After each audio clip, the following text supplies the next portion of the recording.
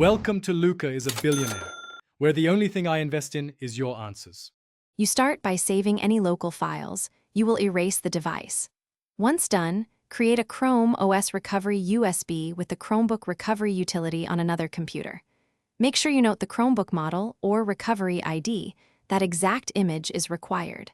Power off the Chromebook, then press ESC plus refresh and hold power to enter recovery mode. If the device boots Chrome OS instead, repeat the key combo and confirm the recovery screen appears before moving to the next step. You now remove any Windows partitions and restore Chrome OS.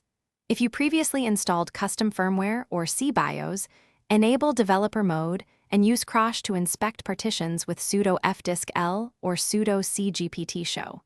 Boot from the recovery USB and select Reinstall. This will format internal storage and replace partition tables.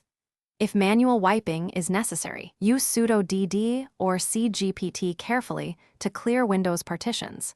Make sure to double-check device names so you don't target external. You finish by completing initial setup and signing into your Google account.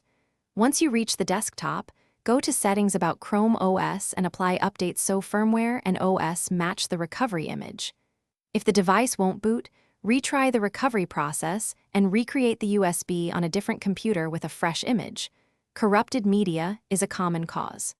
As a final troubleshooting tip, verify the recovery ID and try an alternate USB stick. Bad media or wrong image nearly.